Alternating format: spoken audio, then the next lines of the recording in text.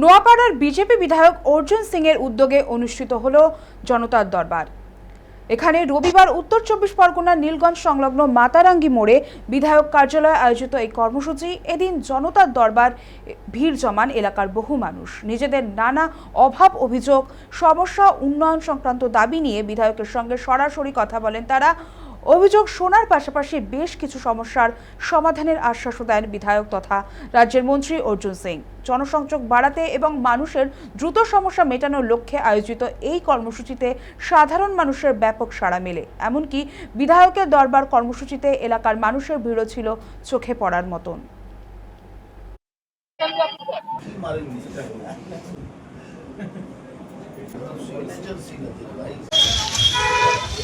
আমাদের মাননীয় বিধায়ক সাহেবের প্রতি সাপ্তাহিক একটা জনতার দরবার হয়।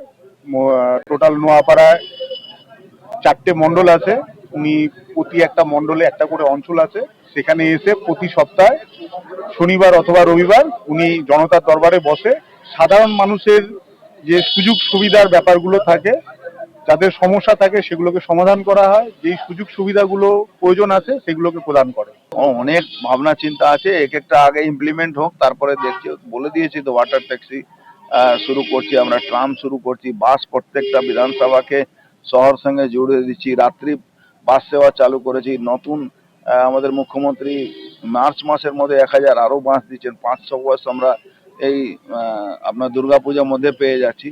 এরকম অনেকগুলো পরিকল্পনা, ইলেকট্রিক বাসে যেন প্রত্যেকটা হাইওয়েতে ওই চার্জিং স্টেশন বসানো হচ্ছে।